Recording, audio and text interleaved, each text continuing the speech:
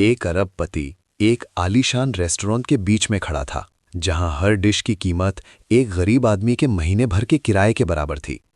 जब उसने एक दुबली पतली लड़की को चुपके से बचा हुआ खाना एक छोटे से बैग में उठाते हुए देखा, तो किसी ने ध्यान नहीं दिया, किसी ने कुछ नहीं कहा, जब तक कि उस आदमी ने नहीं पूछा कि वो ऐसा क्यों कर रही है। लड़की ने ऊपर देखा, उसकी आंखों में एक अजीब सी शांति थी। और उसने एक छोटा सा वाक्य कहा जिसने उस अरबपति का चेहरा पीला कर दिया और उसका दिल जैसे किसी ने निचोड़ लिया हो, क्योंकि उसे अचानक समझ में आया कि वो जो ले जा रही थी वो सिर्फ खाना नहीं था, बल्कि ये एक तरीका था जिससे एक बच्ची बड़ों की पूरी दुनिया का बोझ उठाना सीख रही है। मुंबई की रात धीरे धीरे उतर रही थी। ऊंची इमारतों से पीली रोशनी दोपहर की बारिश के बाद गीली सड़क पर पड़ रही थी, जिससे बेचैन सी दिखने वाली चमकदार धारियां बन रही थीं। शहर अभी भी शोरगुल से भरा था, लेकिन केंद्र के एक छिपे हुए कोने में कुछ ऐसे शांत पल थे जिन्हें केवल वही लोग महसूस कर सकते थे जो खुद को भीड़ से अलग कर पाते थे। विक्रम सिंह रेस्टोरेंट में खिड़की के पास अपनी जानी पहचानी मेज पर बैठा था, जहां से वो नीचे की सड़क को देख सकता था, बिना उस जीवन की लय में शामिल हुए। उसका गहरे रंग का सूट बिल्कुल फिट था और उसकी कलाई पर एक साधारण लेकिन महंगी धातु की घड़ी थी। ये सब एक सफल आदमी की छवि बना रहा था, इतनी सटीक कि उसमें कोई कमी निकालना मुश्किल था। उसने बिना मेन्यू देखे एक सधी हुई आवाज में रात का खाना ऑर्डर किया। वेटर ने सिर हिलाया और हमेशा की तरह विनम्रता से मुस्कुराया। विक्रम हफ्ते में 2-3 बार यहाँ आता था, इसलिए नहीं कि खाना बहुत स्वादिष्ट था, बल्कि इसलिए कि ये जगह इतनी शांत थी कि उसे ज्यादा बात नहीं करनी पड़ती थी। सुबह से शाम तक चलने वाली बैठकों ने उसकी बातचीत करने की लगभग सारी ऊर्जा खत्म कर दी थी। यहां उसे बस बैठकर खाना था, लोगों की भीड़ को गुजरते हुए देखना था और उन नंबरों के बारे में सोचना था जो अगली सुबह उसका इंतजार कर रहे थे। वो आकाश टेक सॉल्यूशंस का सीईओ था, जो पिछले कुछ सालों में तेजी से बढ़ी एक टेक्नोलॉजी कंपनी थी। उसके विजिटिंग कार्ड पर उसके नाम के साथ कई पद थे जो दूसरों को सम्मान देने पर मजबूर करते थे। लेकिन ऐसी शामों में जब कोई उससे फैसला लेने के लिए नहीं कहता था, विक्रम अक्सर खुद को जीवन में एक भागीदार के बजाय एक दर्शक जैसा महसूस करता था। मेज पर रखा फोन धीरे से कांपा। असिस्टेंट का एक संदेश था जिसमें कल सुबह की बैठक की याद दिलाई गई थी। विक्रम ने उसे सरसरी तौर पर पढ़ा और फोन को उल्टा रख दिया। फिर उसने पानी का गिलास उठाकर एक छोटा घूंट लिया। उसे शाम को शराब पीना पसंद नहीं था। उसे अपना दिमाग साफ रखना होता था, भले ही कोई खास काम ना हो। रेस्टोरेंट धीरे धीरे भरने लगा था। रात के खाने के लिए आए मेहमानों के समूह धीरे धीरे बात करते जोड़े। प्लेटों से टकराते छुरी कांटे की नियमित आवाजें। विक्रम ये सब कांच की खिड़की से ऐसे देख रहा था जैसे कोई बिना आवाज की फिल्म हो। उसने महसूस किया कि उसे उनमें से किसी की भी कहानी में कोई दिलचस्पी नहीं थी। जिज्ञासा की जगह बहुत पहले ही एक ठंडे अवलोकन की आदत ने ले ली थी। जब खाना परोसा गया, विक्रम ने चाकू से एक उचित टुकड़ा काटा और धीरे धीरे चबाया। वो जल्दी में नहीं खा रहा था, लेकिन वास्तव में स्वाद का आनंद भी नहीं ले रहा था। सब कुछ एक परिचित क्रम में हो रहा था, इतना सुरक्षित कि उबाऊ लगे। कभी कभी वो खुद से पूछता था कि उसने इस तरह जीना कब शुरू किया, लेकिन यह सवाल अक्सर एक फालतू विचार की तरह जल्दी से निकल जाता था। उसकी नज़र के कोने में एक छोटी सी हलचल ने उसे ऊपर देखने पर मजबूर कर दिया। वेटर और आने जाने वाले मेहमानों के कदमों के बीच एक बहुत छोटा सा शरीर खाने की मेजों के पास झुका हुआ था। पहले तो विक्रम ने सोचा कि ये कोई नया सामान्य से छोटे कद का कर्मचारी है, लेकिन जब उसने करीब से देखा तो वो रुक गया। वो एक बच्ची थी। लड़की ने एक बहुत बड़ा लाल एप्रन पहन रखा था जो लगभग उसके घुटनों तक पहुंच रहा था। पीछे की डोरी लापरवाही से बंधी हुई थी। उसके बाल बड़े करीने से बंधे हुए थे और उसका चेहरा छोटा और दुबला था। वो धीरे धीरे मेज़ों के बीच घूम रही थी। बची हुई ब्रेड के टुकड़े, कभी कभी बचे हुए खाने के डिब्बे उठा रही थी और फिर उन्हें सावधानी से अपने हाथ में एक पतले प्लास्टिक के बैग में रख रही थी। विक्रम ने अपना चाकू नीचे रख दिया। उसकी आंखें सामने के दृश्य से नहीं हटी। रेस्टोरेंट में किसी ने भी हैरानी नहीं जताई। कर्मचारी सामान्य रूप से चल रहे थे। मेहमान अभी भी हंस बोल रहे थे। वो बच्ची इस जगह का एक परिचित हिस्सा लग रही थी जो बिना ध्यान दिए मौजूद थी। वो करीब आई, विक्रम की बगल वाली मेज पर रुकी। सावधानी से उसने एक अछूती ब्रेड उठाई, हल्के से टुकड़े झाड़े और उसे बैग में डाल दिया। उसके हाव भाव इतने अभ्यस्त थे कि अगर कोई लंबे समय तक देखता तो असहज हो जाता। जब वो उसकी मेज की ओर मुड़ी तो विक्रम ने अचानक कहा, बेटा, तुम्हारा कुछ गिरा है क्या? उसकी आवाज तेज नहीं थी, लेकिन इतनी थी कि लड़की चौंक गई। उसने ऊपर देखा। उसकी काली आंखें कुछ पलों के लिए बड़ी हो गईं, एक पल की सतर्कता जो बहुत जल्दी गायब हो गई। लड़की ने सिर हिलाया, जी नहीं। विक्रम ने उसके हाथ में मौजूद बैग को देखा। तुम यहां क्या कर रही हो? लड़की एक पल के लिए चुप रही, फिर एक सधी हुई आवाज में जवाब दिया, जिसमें वैसी शर्म नहीं थी जैसी उसने सोची थी। मैं अपनी माँ के लिए खाना लेने आई हूं। जवाब इतना सरल था कि विक्रम को समझ नहीं आया कि क्या प्रतिक्रिया दे। उसने कुछ कहने के लिए मुंह खोला, फिर रुक गया। लड़की अपना काम जारी रखने के लिए नीचे झुकी, जैसे कि अभी की बातचीत बस एक छोटा सा विराम थी। विक्रम ने उसे जाते हुए देखा। उसका छोटा सा शरीर उस आलीशान जगह में खो गया था। एक अजीब सी भावना उसके अंदर आई। ये पूरी तरह से दया नहीं थी और ना ही पूरी तरह से जिज्ञासा। ये वैसा था जैसे कोई एक पूरी तरह से सही दीवार पर एक छोटी सी दरार देख ले और फिर उसे नजरअंदाज ना कर सके। उसने वेटर को बुलाया और धीरे से पूछा, वो लड़की कौन थी? वेटर ने उस दिशा में देखा जिधर उसने इशारा किया था और हल्के से मुस्कुराया। जी, वो पहले यहां घंटे के हिसाब से सफाई करने वाली औरत की बेटी है। बहुत अच्छी बच्ची है, सिर्फ शिफ्ट के अंत में ही सामान उठाती है। विक्रम ने सिर हिलाया और कुछ नहीं पूछा। उस जवाब ने उसे और शांत नहीं किया। जब खाना खत्म हो गया तब भी वो बैठा रहा। उसके हाथ मेज पर थे। उसकी आंखें रेस्टोरेंट में हर छोटी मोटी हलचल पर थीं। जब लड़की ने अपना एप्रन उतारा, उसे बड़े करीने से मोड़ा और अपना पुराना बैग कंधे पर डाला, विक्रम उठ खड़ा हुआ। उसे नहीं पता था कि उसने ऐसा क्यों किया। बस इतना पता था कि जब उसने उस लड़की को सड़क की धुंधली रोशनी में दरवाजे से बाहर निकलते देखा तो उसके दिमाग में एक बहुत स्पष्ट विचार आया। कुछ लोग जीवन से बाहर नहीं खड़े होते, भले ही वे इसे समझने के लिए बहुत छोटे हों। विक्रम उसके पीछे गया। उसने लड़की के लिए दरवाजा खोला। वो उसे देखने के लिए मुड़ी, थोड़ी हैरान। वो मुस्कुराया। शाम में पहली बार, रात हो गई है, उसने कहा। तुम अकेले घर जा रही हो? लड़की ने सिर हिलाया और उस पल जब दरवाजा उनके पीछे बंद हुआ, विक्रम को ये बिल्कुल भी पता नहीं था कि वो अभी अभी जीवन से बाहर खड़े एक दर्शक की अपनी परिचित स्थिति से बाहर निकलकर एक ऐसी कहानी की ओर बढ़ रहा था जिसके लिए उसने खुद को कभी तैयार नहीं किया था। लाल एप्रन लड़की की छोटी सी बांह पर लटका हुआ था जब वे दोनों रेस्टोरेंट से बाहर निकले। रात की हवा में दोपहर की बारिश की नमी थी जो अभी भी रोशन सड़क पर बह रही थी। विक्रम सीढ़ियों पर रुक गया। बहुत करीब नहीं खड़ा हुआ। वो एक अजनबी बच्चे के साथ रखी जाने वाली दूरी के बारे में बहुत जागरूक था। तुम्हारा घर कहाँ है? उसने पूछा। उसकी आवाज धीमी और गहरी थी। लड़की ने उसे एक पल के लिए देखा, जैसे वो सोच रही हो। पुल के उस पार, उसने जवाब दिया, अपने बैग का पट्टा कसकर पकड़े हुए। मुझे आदत है। विक्रम ने उस दिशा में देखा जिधर उसने इशारा किया था। वो सड़क दूर नहीं थी, लेकिन उसे गाड़ियों से भरी एक सड़क पार करनी थी और फिर एक पुरानी बस्ती में मुड़ना था। उसे रेस्टोरेंट में बुलाए जाने पर लड़की की आंखों का भाव याद आया। वे उसकी उम्र के दूसरे बच्चों की तरह हैरान नहीं थे जिनसे वो मिला था। उन आंखों ने उसे मुड़ने नहीं दिया। क्या मैं थोड़ी दूर तुम्हारे साथ चल सकता हूं? विक्रम ने कहा। मैं तुम्हारे घर नहीं आऊंगा, बस तब तक जब तक तुम पुल पार नहीं कर लेती। लड़की कुछ सेकंड के लिए झिझकी, फिर सिर हिलाया। ठीक है, लेकिन आप पीछे भी चल सकते हैं। उन्होंने चलना शुरू कर दिया। लड़की आगे थी। उसके कदम छोटे लेकिन तेज थे। विक्रम आधे कदम पीछे रहा, अपनी गति को इस तरह बनाए रखने की कोशिश कर रहा था कि उसे असहज ना हो। सड़क की रोशनी लाल एप्रन पर पड़ रही थी, जिससे वो धूसर रात में अजीब तरह से चमक रहा था। तुम्हारा नाम क्या है? उसने पूछा जब वे हरी बत्ती का इंतजार कर रहे थे। अनन्या, लड़की ने जवाब दिया। पूरा नाम अनन्या है। तुम्हारी उम्र क्या है? लगभग 6। अनन्या ने 5 उंगलियां उठाईं और फिर एक और उंगली हवा में लटकाई। इस साल के अंत में। विक्रम ने सिर हिलाया। 6 साल, उसने मन ही मन दोहराया। उसे लगा कि ये संख्या उसके देखे हुए से मेल नहीं खाती। तो क्या तुम हर दिन उस रेस्टोरेंट में आती हो? अनन्या ने सिर हिलाया। हर दिन नहीं, जब माँ थक जाती है तो मैं साथ जाती हूँ।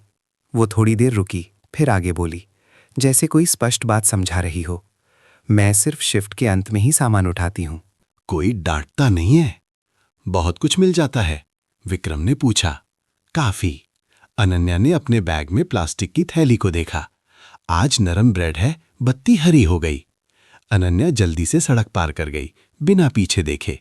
विक्रम उसके पीछे गया। उसका दिल सामान्य से तेज धड़क रहा था जब एक मोटरसाइकिल सड़क के किनारे से तेजी से गुजरी। उसने सहज रूप से अपना हाथ बढ़ाया, लेकिन बीच में ही रुक गया। लड़की को नहीं छुआ। तुम्हें डर नहीं लगता? उसने पूछा जब वे दूसरी तरफ फुटपाथ पर पहुंच गए। अनन्या ने कंधे उचकाए। पहले लगता था, अब आदत हो गई है। इस जवाब ने विक्रम को चुप करा दिया। उसे याद आया कि आखिरी बार उसने किसी डर के लिए आदत हो गई है कब कहा था। शायद बहुत पहले, जब उसकी जिंदगी में सब कुछ इतना व्यवस्थित नहीं था जैसा अब है। वे एक छोटी सड़क में मुड़ गए। दोनों तरफ पुराने घर थे, जिनकी दीवारें उखड़ रही थीं और लोहे के दरवाजे जंग खा चुके थे। कहीं से टीवी की आवाज आ रही थी जो बर्तनों की खनक के साथ मिल रही थी। अनन्या धीरे चलने लगी, जैसे विक्रम को साथ रखने के लिए। तुम कौन से स्कूल में पढ़ती हो? उसने पूछा। बाजार के पास वाले प्राइमरी स्कूल में, अनन्या ने जवाब दिया। आजकल मैं बहुत छुट्टियां कर रही हूं। क्यों, माँ थक जाती है? अनन्या ने और धीरे से कहा। जिन दिनों माँ बहुत थक जाती है। मैं घर पर रहती हूँ। विक्रम और पूछना चाहता था, लेकिन रुक गया। उसे एहसास हुआ कि वो उन सूचनाओं के क्षेत्र में प्रवेश कर रहा था जिन्हें एक बच्चे को एक अजनबी बड़े को नहीं समझाना चाहिए। इसके बजाय उसने बस पूछा, क्या तुम्हें स्कूल जाना पसंद है? अनन्या ने सिर हिलाया। पसंद है। स्कूल में दोस्त हैं और दोपहर का खाना भी मिलता है। ये बात बहुत स्वाभाविक रूप से कही गई थी। विक्रम को यकीन नहीं था कि अनन्या को पता भी है कि उसने अभी क्या कहा है। उसे लगा कि उसका गला सूख गया है। उसे आगे चलने से पहले एक बार खांसना पड़ा। पुल की शुरुआत में अनन्या रुक गई। यहीं तक ठीक है, उसने कहा। आप वापस जाइए। विक्रम ने सामने के संकरी पुल को देखा, जहां पीली रोशनी कम थी। तुम्हारा घर पुल से कितनी दूर है? ज्यादा दूर नहीं। अनन्या ने पुल के पार इशारा किया और फिर बाईं ओर। विक्रम कुछ सेकंड के लिए वहीं खड़ा रहा। क्या मैं यहां खड़े होकर तुम्हें पुल पार करते हुए देख सकता हूं? अनन्या ने उसे देखा और फिर सिर हिलाया। उसने अपनी बाह से लाल एप्रन उतारा, उसे सावधानी से मोड़ा और पुल पर चढ़ने से पहले उसे बैग में रख लिया। इस हरकत ने विक्रम का ध्यान खींचा, उसकी सफाई के कारण नहीं, बल्कि जिस तरह से वो एक ऐसी चीज को संजो रही थी जो स्पष्ट रूप से उसके बचपन का हिस्सा नहीं थी। अनन्या कुछ कदम चली और फिर मुड़ी। अंकल, हाँ, आप किसी को ये मत बताना कि मैं खाना उठाती हूं, उसने कहा। उसकी आवाज गंभीर थी। मां को यह पसंद नहीं है। विक्रम ने तुरंत सिर हिलाया। मैं वादा करता हूं। अनन्या बहुत जल्दी मुस्कुराई और फिर मुड़ गई। विक्रम तब तक देखता रहा जब तक कि उसकी छोटी सी परछाई पुल के दूसरे छोर पर गायब नहीं हो गई। वो थोड़ी देर और वहीं खड़ा रहा, भले ही देखने के लिए कुछ नहीं बचा था। कार पर वापस जाते समय लाल एप्रन की छवि उसके दिमाग में बार बार आ रही थी। उसे याद था कि कैसे अनन्या ब्रेड उठाने के लिए झुकी थी, कैसे उसने उसके सवालों का अजीब सी शांति से जवाब दिया था। ये सब उसके बहुत स्थिर जीवन से टकराया, जिससे एक छोटा लेकिन गहरा खरोच लग गया। अपने अपार्टमेंट में पहुंचकर विक्रम ने तुरंत बत्तियां नहीं जलाई। वो खिड़की के पास खड़ा हुआ शहर को ऊपर से देख रहा था। परिचित रोशनी अचानक अजीब लग रही थी। उसने महसूस किया कि वो अब कल सुबह की बैठक या रिपोर्ट के नंबरों के बारे में नहीं सोच रहा था। फोन कांपा। असिस्टेंट का एक संदेश और फिर एक मिस्ड कॉल। विक्रम ने फोन मेज पर रख दिया, जवाब नहीं दिया। उसने लैपटॉप खोला, लेकिन काम की ईमेल नहीं खोली। इसके बजाय उसने अपने दिमाग में रेस्टोरेंट की छवि को फिर से याद किया। शाम का हर छोटा विवरण, लाल एप्रन, लगभग 6 साल की एक बच्ची, एक बहुत हल्की सी आवाज, मैं अपनी मां के लिए खाना लेने आई हूं। विक्रम कुर्सी पर बैठ गया। उसके हाथ आपस में गुंथे हुए थे। वो समझ गया कि इस पल से कुछ उसके परिचित रास्ते से भटक गया था। शोरगुल से नहीं, हिंसक रूप से नहीं, लेकिन इतना कि वो ये दिखावा करना जारी नहीं रख सकता था कि वो सिर्फ एक बाहरी दर्शक है। कहीं दूसरी तरफ पुल पर अनन्या अपने घर का बाकी रास्ता तय कर रही थी। और विक्रम ने कई सालों में पहली बार महसूस किया कि उसने एक ऐसा सवाल उठाया है जिसे वो नहीं जानता था कि शांति के लिए कहाँ रखे। जिस रास्ते पर अनन्या विक्रम को ले गई वो उसकी कल्पना से ज्यादा अंधेरा था। सड़क की बत्तियां कम थीं, कुछ हिस्सों में केवल उन कुछ घरों से रोशनी आ रही थी जिनके दरवाजे अभी तक बंद नहीं हुए थे। बस इतनी कि सड़क पर पुराने पैचवर्क के धब्बे दिखाई दे रहे थे। मेरा घर यहीं पास में है, अनन्या ने कहा जब उसने देखा कि वो धीमा हो गया है। अंकल सावधान, यहाँ एक गड्ढा है। विक्रम उसके पीछे चला, अपनी आंखें चारों ओर घुमा रहा था। गली संकरी थी, 2 मोटरसाइकिलों को भी एक दूसरे से बचने के लिए सटना पड़ता था। उसने महसूस किया कि वो शहर के एक ऐसे हिस्से में जा रहा था जिसे वो अब तक केवल कार से ही देखता था। शीशे बंद, एयर कंडीशनर चालू। इस तरह पैदल चलने से सब कुछ करीब और असली लग रहा था। तुम यहां कब से रह रही हो? उसने पूछा। जब से मुझे याद है, अनन्या ने जवाब दिया। पहले जब माँ ठीक थी तो वो हर रात मुझे लेने आती थी। अब तुम्हारी माँ अक्सर थक जाती है। अनन्या ने तुरंत जवाब नहीं दिया। वो धीमी हो गई, जैसे सोच रही हो कि आगे बोलना चाहिए या नहीं। माँ को बहुत खांसी आती है, अनन्या ने बाद में कहा। कभी कभी वो पूरी रात खांसती है। विक्रम को ये सुनकर थोड़ी चुभन हुई। क्या माँ डॉक्टर के पास जाती है? अनन्या ने सिर हिलाया। माँ कहती है कि पैसे खर्च होंगे। जवाब संक्षिप्त था। बिना किसी शिकायत या दोष के विक्रम ने महसूस किया कि अनन्या पैसे के बारे में ऐसे बात कर रही थी जैसे मौसम के बारे में बात कर रही हो। एक स्पष्ट बात जिसे और समझाने की जरूरत नहीं थी। उसे खुद पर गुस्सा आया क्योंकि अब तक पैसे कभी भी ऐसी चीज नहीं थे जिस पर उसे स्वास्थ्य के बारे में सोचते समय विचार करना पड़ा हो। वे एक नीचे घर के सामने रुके। लकड़ी का दरवाजा घिस चुका था। ऊपर एक छोटा बल्ब लटका हुआ था जो कमजोर पीली रोशनी दे रहा था। अनन्या ने अपना हाथ दरवाजे पर रखा और उसकी ओर मुड़ी। आप यहीं रुक सकते हैं। विक्रम झिझका। क्या मैं तुम्हारी माँ को नमस्ते कह सकता हूं ताकि उन्हें पता चले कि तुम घर पहुंच गई हो? अनन्या ने होंठ से कोड़े। माँ को अजनबी पसंद नहीं है। मैं समझता हूं, विक्रम ने कहा। मैं बस दूर खड़ा रहूंगा। अनन्या ने सिर हिलाया और दरवाजा धकेलकर अंदर चली गई। दरवाजा चरमराते हुए खुला। विक्रम सीढ़ियों पर रुक गया और अनन्या की धीमी आवाज सुनी। माँ, मैं आ गई। थोड़ी देर बाद एक महिला की खुरदरी और थकी हुई आवाज आई। आ गई बेटा? हाँ। विक्रम ने महिला को नहीं देखा, बस एक हल्की खांसी सुनी और फिर खामोशी। वो मुड़ने ही वाला था कि अनन्या दरवाजे पर खड़ी हो गई। मेरी माँ पूछ रही हैं कि आप कौन हैं? विक्रम ने एक और कदम बढ़ाया, दूरी बनाए रखते हुए। अपनी माँ से कहो कि मैं बस गुजर रहा था। तुम्हें रात में घर आते देखा तो साथ आ गया? अनन्या अंदर जाकर दोहराई। कुछ सेकंड की खामोशी के बाद महिला दिखाई दी। वो दुबली थी, उसका चेहरा पीला था, बाल जल्दबाजी में बंधे थे। कमजोर रोशनी ने उसके चेहरे को और भी थका हुआ बना दिया। नमस्ते, उसने कहा। उसकी आवाज में सावधानी थी। बच्ची को घर लाने के लिए धन्यवाद। मैं विक्रम सिंह हूं, उसने जवाब दिया। बस रास्ते में था। महिला ने सिर हिलाया। मैं कविता। अनन्या की माँ। उसे एक और खांसी आई। उसने अपना हाथ मुंह पर रख लिया। अनन्या, अपना सामान रखो और हाथ धो लो। अनन्या ने हाँ कहा, अंदर भाग गई। कविता ने अपनी बेटी को देखा और फिर विक्रम की ओर मुड़ी। आपको परेशान करने के लिए माफी चाहती हूँ। कोई बात नहीं, विक्रम ने कहा। रात हो गई थी, एक बच्चे को अकेले जाने देना ठीक नहीं था। कविता ने धीरे से सांस छोड़ी, जैसे एक दबी हुई आह हो। मैं जानती हूं, लेकिन मैं उसे हमेशा लेने छोड़ने नहीं जा सकती। विक्रम ने सिर हिलाया। उसने एक छोटे से घर को देखा। बस कुछ पुराने सामान के लिए ही जगह थी। अगर आपको कोई आपत्ति ना हो तो मैं दिन में कभी आ सकता हूं, बस नमस्ते कहने के लिए। कविता ने उसे और ध्यान से देखा। उसकी आंखों में सतर्कता और थकान का मिश्रण था। क्या आप रेस्टोरेंट से हैं? नहीं, विक्रम ने जवाब दिया। मैं सिर्फ एक ग्राहक था। वो थोड़ी देर चुप रही। अनन्या ने किसी को परेशान तो नहीं किया? नहीं, उसने सच कहा, लेकिन मुझे लगता है कि वो अभी छोटी है। कविता ने सिर झुका लिया। मैं भी यही सोचती हूं।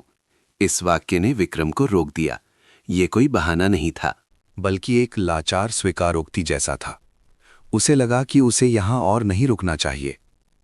अगर आपको किसी मदद की जरूरत हो तो ये मेरा नंबर है, उसने कहा। उसने अपने बटुए से एक विजिटिंग कार्ड निकाला। कोई जल्दी नहीं है, बस जब जरूरत हो। कविता ने विजिटिंग कार्ड को देखा, तुरंत नहीं लिया। मुझे मदद लेने की आदत नहीं है। मैं समझता हूं, विक्रम ने कहा। आप इसे रख लीजिए, इस्तेमाल करने की जरूरत नहीं है। कुछ सेकंड के बाद कविता ने उसे लिया और दरवाजे के पास एक शेल्फ पर रख दिया। धन्यवाद, विक्रम ने सिर हिलाया और मुड़ गया। जब वो कुछ कदम चला तो कविता ने पीछे से आवाज दी, मिस्टर विक्रम, आप वापस आए। अनन्या कभी किसी अजनबी के साथ नहीं गई, उसने कहा। शायद उसे आप पर भरोसा है। विक्रम को नहीं पता था कि क्या जवाब दे। उसने बस इतना कहा कि मैं उस भरोसे का ध्यान रखूंगा। वापस जाते समय विक्रम धीरे चल रहा था। अंधेरी गली लंबी लग रही थी। उसने कविता की आंखों के बारे में सोचा, दबी हुई खांसी के बारे में, और जिस तरह से अनन्या ने लाल एप्रन को सावधानी से मोड़ा था। सब कुछ मिलकर एक ऐसी तस्वीर बना रहा था जो उसने अपनी जिंदगी में पहले कभी नहीं देखी थी। कार में पहुंचकर उसने तुरंत स्टार्ट नहीं किया। वो चुपचाप बैठा रहा। उसके हाथ स्टीयरिंग व्हील पर थे। पहली बार उसे अपनी अमीरी अजीब लगी। ये उस बिना रोशनी वाली गली या उस छोटे से घर के लिए कुछ नहीं कर सकती थी, अगर वो बस देखकर चला जाता। फोन कांपा। एक पार्टनर का कॉल था। विक्रम ने स्क्रीन देखी और फिर काट दिया। उसने कार स्टार्ट की, लेकिन सीधे घर जाने के बजाय उसने कार को धीरे धीरे उस गली से एक बार फिर गुजारा, जैसे उस रास्ते को याद कर रहा हो। उसे नहीं पता था कि वो आगे क्या करेगा, बस इतना पता था कि आज रात से वो बिना रोशनी वाली सड़क उसके दिमाग में मौजूद थी, किसी भी संख्या या योजना से ज्यादा स्पष्ट। और वो आसानी से गायब नहीं होने वाली थी।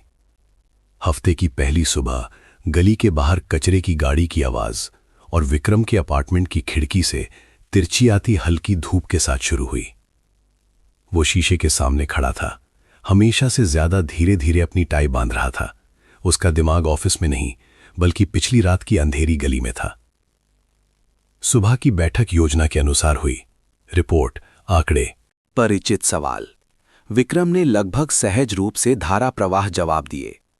जब असिस्टेंट ने उसे पार्टनर के साथ लंच की याद दिलाई, तभी उसे एहसास हुआ कि वो कई मिनटों से स्क्रीन पर एक ही शब्द को घूर रहा था। दोपहर के लिए टाल दो, उसने कहा। शाम को पूरा कर लूंगा। असिस्टेंट थोड़ा हैरान हुआ, लेकिन सिर हिला दिया। विक्रम सामान्य से पहले कंपनी से निकल गया। अपनी कार उस परिचित गली की ओर ले गया। उसने पहले ही फोन कर दिया था। ज्यादा कुछ नहीं कहा, बस पूछा कि क्या कविता घर पर है। वो कुछ सेकंड चुप रही और फिर कहा, हाँ। छोटा सा घर वैसा ही था। दिन की रोशनी ने सब कुछ और साफ कर दिया था, और भी नग्न। कविता ने दरवाजा खोला। उसके चेहरे पर सतर्कता थी। आप किसी काम से आए हैं? मैं बस मिलने आया था, विक्रम ने जवाब दिया। अगर आपको असुविधा हो तो मैं तुरंत चला जाऊंगा। कविता एक तरफ हट गई। उसे अंदर आने के लिए कहा। अनन्या फर्श पर बैठी पुरानी कॉपियों को व्यवस्थित कर रही थी। विक्रम को देखकर वो उछल पड़ी। विक्रम अंकल। विक्रम मुस्कुराया। नमस्ते अनन्या। अंकल को नमस्ते करो और हाथ धो लो, कविता ने कहा। अनन्या ने हां कहा और अंदर भाग गई। कविता मुड़ी। उसकी आवाज धीमी थी। मुझे मेहमानों की आदत नहीं है। विक्रम ने कहा, मुझे भी मेहमान बनने की आदत नहीं है। एक पल की खामोशी। विक्रम ने खिड़की के पास रस्सी पर टंगे साफ धुले हुए लाल एप्रिन को देखा। उसने उसकी ओर इशारा किया। आज अनन्या रेस्टोरेंट नहीं गई? कविता ने जवाब दिया। मैं थोड़ा बेहतर महसूस कर रही हूं। विक्रम ने सिर हिलाया। मैं एक डॉक्टर को जानता हूं। अगर आप सहमत हों तो मैं उन्हें आपके चेकअप के लिए बुलाना चाहता हूं। कविता ने तुरंत सिर हिलाया। कोई जरूरत नहीं है, मैं ठीक हूं। आपको बहुत खांसी आती है, विक्रम ने कहा। उसकी आवाज में कोई दबाव नहीं था। और अनन्या अभी छोटी है। कविता ने उसे देखा। उसकी आंखों में स्वाभिमान और थकान का मिश्रण था। आपको लगता है कि मैं ये नहीं जानती? मैं ऐसा नहीं सोचता, विक्रम ने जवाब दिया। मैं बस ये सोचता हूं कि कुछ चीजों की बच्चों को आदत नहीं पड़नी चाहिए। अनन्या वापस आई और आखिरी वाक्य सुन लिया। वो चुपचाप खड़ी रही। कविता ने अपनी बेटी को देखा और फिर आह भरी। डॉक्टर का मतलब है पैसे। मैं दूंगा, विक्रम ने तुरंत कहा और फिर रुक गया। ये कोई एहसान महीने और ना ही मदद। मैं सिर्फ डॉक्टर को दूंगा। कविता बहुत देर तक चुप रही। आखिरकार उसने धीरे से कहा, मैं नहीं चाहती कि अनन्या सोचे कि हम दूसरों के सहारे जीते हैं। विक्रम अनन्या की आंखों के स्तर पर झुका।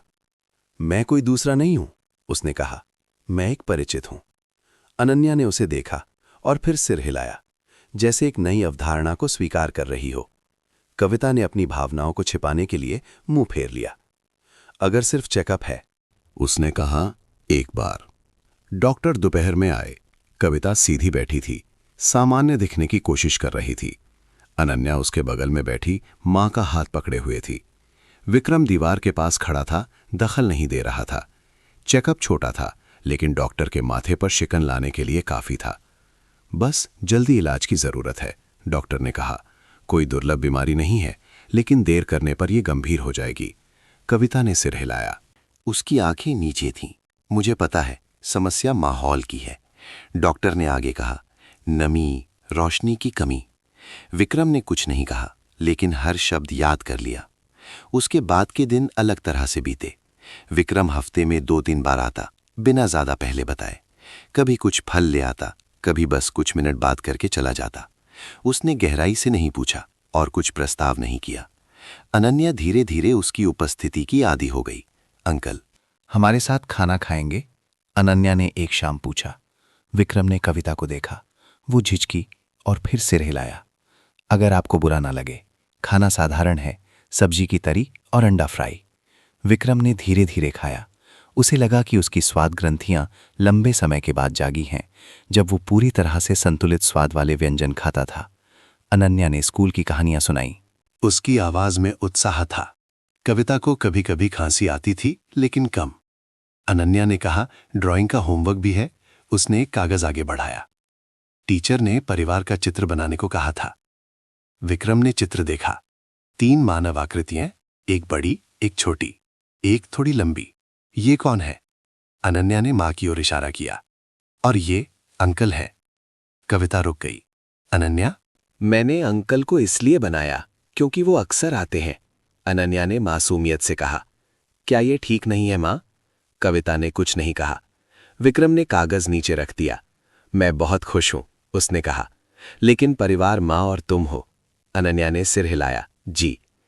उस रात जब वो जा रहा था, विक्रम ने कविता को बुलाते हुए सुना। मिस्टर विक्रम? हाँ।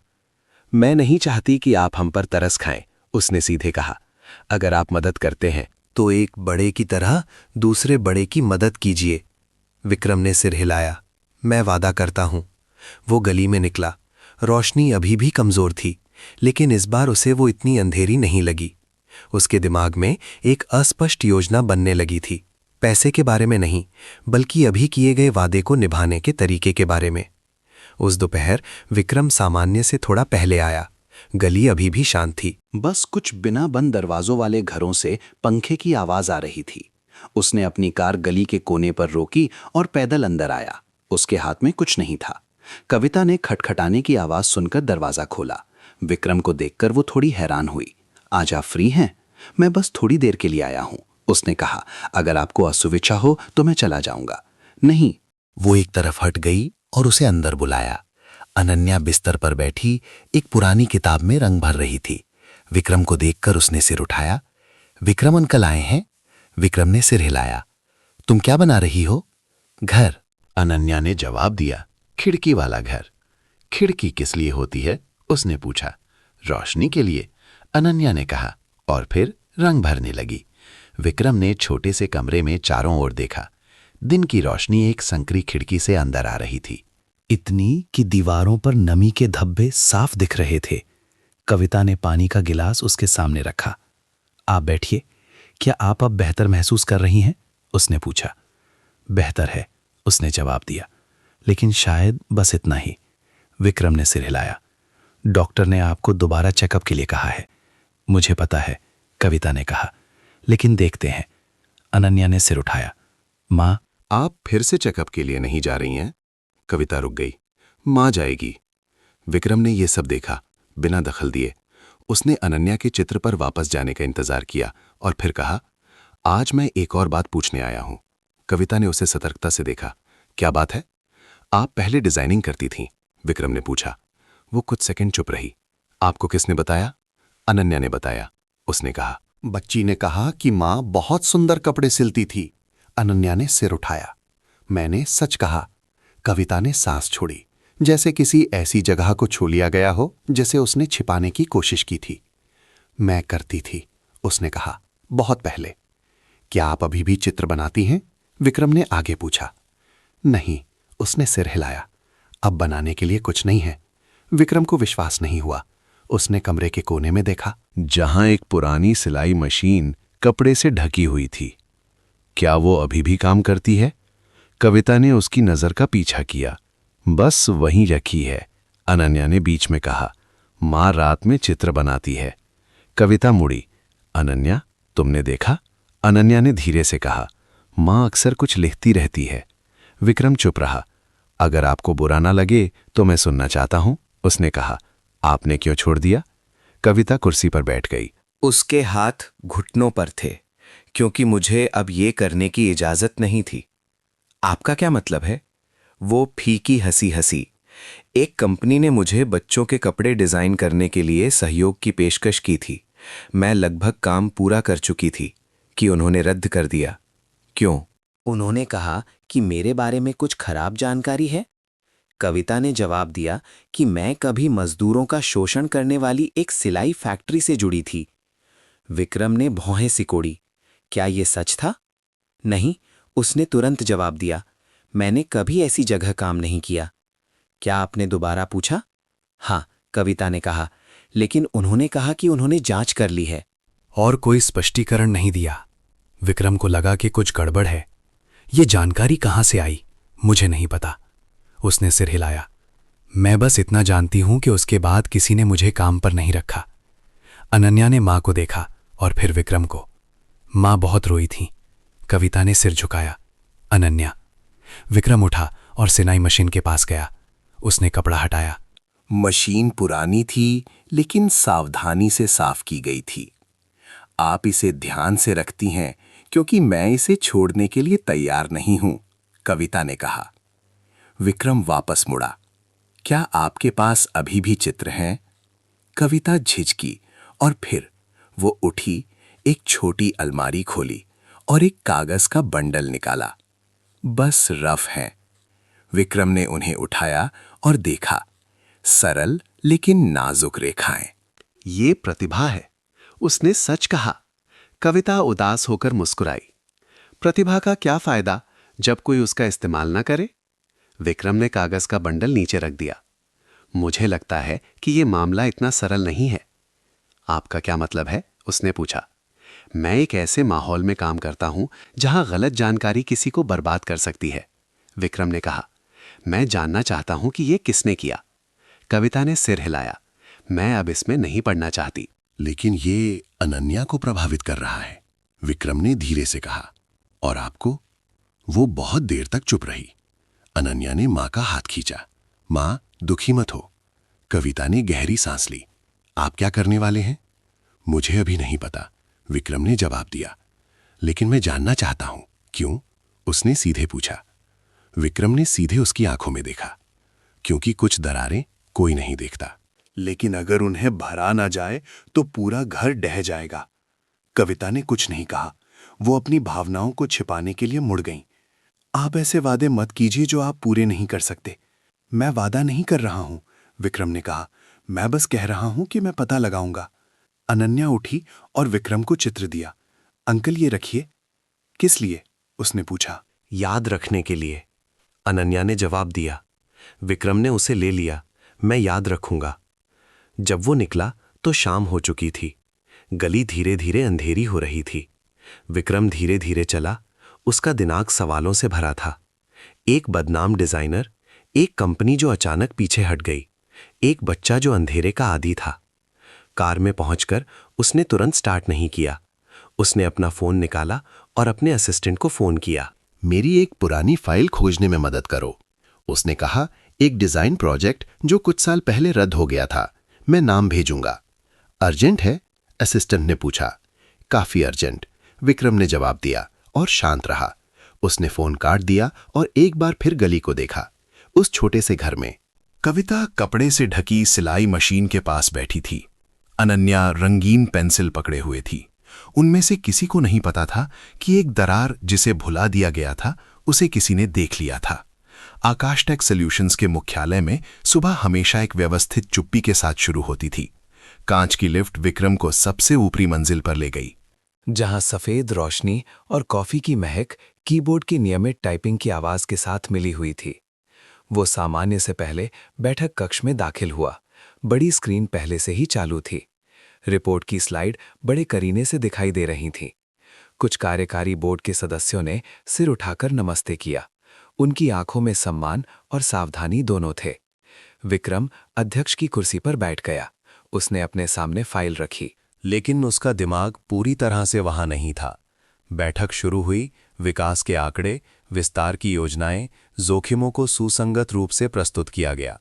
विक्रम ने सुना, सही समय पर सवाल पूछे, संक्षिप्त प्रतिक्रिया दी। सब कुछ सुचारू रूप से चल रहा था जब तक कि बैठक कक्ष का दरवाजा फिर से नहीं खुला। संजय मेहरा अंदर आया। ग्रे सूट, लंबा कद, परिचित मुस्कान। माफ करना, मैं कॉल में फंस गया था, संजय ने कहा और फिर विक्रम के सामने वाली कुर्सी पर बैठ गया। विक्रम ने सिर हिलाया, कोई टिप्पणी नहीं की। बैठक समाप्त होने से पहले 15 मिनट और चली। जब सदस्य एक एक करके चले गए, संजय वहीं बैठा रहा, अपने हाथ में धातु का पेन घुमा रहा था। आजकल आप कंपनी के बाहर के कामों में व्यस्त हैं? संजय ने पूछा। उसकी आवाज हल्की फुल्की थी। विक्रम ने कागज समेटे। मैं अभी भी अपना पूरा काम कर रहा हूं। आपने कुछ अपॉइंटमेंट रद्द कर दिए, संजय ने कहा। आपका असिस्टेंट शिकायत कर रहा था। विक्रम ने सीधे संजय की आंखों में देखा। मुझे अपना समय व्यवस्थित करने का अधिकार है। संजय हंसा, लेकिन उसकी आंखों में हंसी नहीं थी। मैं बस याद दिला रहा हूं, बोर्ड छोटे बदलावों पर ध्यान देता है। कौन से बदलाव? विक्रम ने पूछा। आप एक पुरानी गली में एक परिवार से मिलने जाते हैं, संजय ने धीरे धीरे कहा। एक महिला और एक बच्चा। विक्रम एक पल के लिए रुक गया। क्या तुम मेरी जासूसी कर रहे हो? संजय ने जवाब दिया। ये शहर आपकी सोच से छोटा है। कमरे में माहौल भारी हो गया। विक्रम उठा। ये मेरा निजी मामला है। आपका निजी मामला कंपनी की छवि को प्रभावित कर सकता है, संजय ने कहा। उसकी आवाज गहरी हो गई। आप ये जानते हैं। विक्रम ने जवाब नहीं दिया। वो कमरे से बाहर चला गया, संजय को वहीं बैठा छोड़ दिया, जिसकी आंखें धीरे धीरे ठंडी हो रही थीं। उस शाम विक्रम को अपने असिस्टेंट का फोन आया।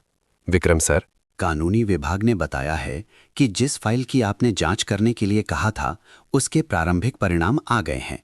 मुझे भेजो, उसने कहा। दस्तावेज एक छोटी ईमेल में आया, लेकिन ये उसे परेशान करने के लिए काफी था। एक गुमनाम रिपोर्ट कविता के पुराने पार्टनर को एक अप्रत्यक्ष आंतरिक पते से भेजी गई थी, जिसमें कोई हस्ताक्षर नहीं था। कोई नाम नहीं था, लेकिन तकनीकी निशान थे। विक्रम ने तुरंत कानूनी विभाग के प्रमुख को फोन किया। उस सिस्टम तक किसकी पहुंच है? केवल उच्च प्रबंधन, दूसरे व्यक्ति ने जवाब दिया, और कुछ विशेष विभाग। दायरा सीमित करो, विक्रम ने कहा, किसी को पता न चले। शाम को वो उस गली में गया। कविता अनन्या के लिए एक शर्ट सिल रही थी। उसे देखकर उसने सिर उठाया। क्या कोई बात है? हमें बात करने की जरूरत है, विक्रम ने कहा। अनन्या ने दोनों को देखा और चुपचाप अंदर चली गई। कविता ने सुई धागा नीचे रख दिया। आपको कुछ पता चला? किसी ने आपके बारे में गलत जानकारी भेजी थी, विक्रम ने कहा। एक बहुत बड़े सिस्टम से। क्या आपको यकीन है? कविता ने पूछा। पूरी तरह से नहीं, उसने जवाब दिया, लेकिन इतना कि मुझे विश्वास है कि यह कोई गलतफहमी नहीं थी। कविता फीकी हंसी। तो मैं एक ऐसी चीज से हार गई जिसे मैंने देखा भी नहीं था, विक्रम ने कहा। अभी नहीं। उसने उसे देखा। उसकी आंखों में उम्मीद और डर का मिश्रण था। आप किसका सामना कर रहे हैं? विक्रम सत्ता के साथ चुप रहा। कविता ने गहरी सांस ली। मैं नहीं चाहती कि आप मेरी वजह से मुसीबत में पड़े। आप कारण नहीं है, उसने कहा। आप सिर्फ प्रभावित व्यक्ति हैं। अनन्या दरवाजे पर वापस आई। विक्रम अंकल। हाँ, उसने जवाब दिया। अंकल, लड़ो मत, अनन्या ने कहा। मुझे ये पसंद नहीं है। विक्रम झुका। मैं वादा करता हूं कि तुम्हें डराऊंगा नहीं। लेकिन उस घर से निकलते समय वो जानता था कि वो एक ऐसे टकराव में प्रवेश कर चुका है जिससे बचा नहीं जा सकता। अगली सुबह निवेशक मंडल से एक ईमेल उसके इनबॉक्स में आया। जिसमें उसे उन व्यक्तिगत गतिविधियों के बारे में स्पष्टीकरण देने के लिए कहा गया था जो व्यवसाय को प्रभावित कर सकती है। विक्रम ने पढ़ने के बाद लैपटॉप बंद कर दिया। सत्ता ने अपनी आवाज उठा दी थी और वो समझ गया कि अब से उसके हर कदम पर पहले से कहीं ज्यादा कड़ी नजर रखी जाएगी। प्राइमरी स्कूल में सुबह की शुरुआत यार्ड के बीच गूंजती परिचित घंटी की आवाज से हुई, लेकिन अनन्या एक कोने में अलग खड़ी थी, अपने बैग का पट्टा कसकर पकड़े हुए। हाल के दिनों में वो पहले की तरह तेजी से क्लास में नहीं भागती थी। अनन्या की आंखें हमेशा स्कूल के गेट की ओर देखती रहती थीं, जैसे किसी का इंतजार कर रही हो या किसी बात से डर रही हो। अनन्या, तुम क्लास में क्यों नहीं जा रही हो? क्लास टीचर ने धीरे से बुलाया।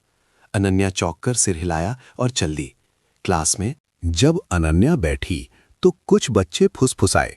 उसने अस्पष्ट वाक्य सुने जो उसे समझ नहीं आए, लेकिन उसे असहज करने के लिए काफी थे। अनन्या ने सिर झुकाकर अपनी कॉपी निकाली और बोर्ड पर ध्यान केंद्रित करने की कोशिश की। ब्रेक के समय अनन्या सीढ़ियों पर अकेली बैठी थी। एक लड़की पास आई। तुम्हारी माँ क्या करती है? उसने पूछा। उसकी आवाज में जिज्ञासा थी। अनन्या ने सिर हिलाया। मेरी माँ बीमार है। सुना है कोई अमीर आदमी तुम्हारे घर अक्सर आता है? दूसरी लड़की ने आगे कहा। क्या वो अंकल तुम्हारे पापा हैं? अनन्या उछल पड़ी। नहीं। तो क्यों? लोग ऐसा कहते हैं, उस लड़की ने पूछा। अनन्या ने जवाब नहीं दिया, भाग गई। वो बाथरूम में छिप गई। एक कोने में चुपचाप बैठी रही जब तक कि क्लास में वापस जाने की घंटी नहीं बजी। दोपहर में कविता अपनी बेटी को सामान्य से पहले लेने आई। अनन्या गेट से बाहर निकली, चारों ओर देखा और अपनी माँ को कसकर गले लगा लिया। माँ, मुझे अब स्कूल जाना पसंद नहीं है। कविता झुकी। क्या हुआ बेटा? दोस्त बहुत बातें करते हैं, अनन्या ने धीरे से जवाब दिया। मुझे समझ नहीं आता, लेकिन मुझे डर लगता है। कविता ने अपनी बेटी का हाथ पकड़ा। उसका दिल बैठ गया। तुम मुझे सब कुछ बता सकती हो। अनन्या ने सिर हिलाया। मैं आपको दुखी नहीं करना चाहती। कविता ने जोर नहीं दिया। वो अनन्या को घर ले गई। उसका मन बेचैनी से भरा था। जैसे ही उसने दरवाजा खोला, उसने गली के सामने एक महिला को देखा जिसके हाथ में कुछ कागज थे। वो मुस्कुराई, एक ऐसी मुस्कान जो उसके आंखों तक नहीं पहुंची।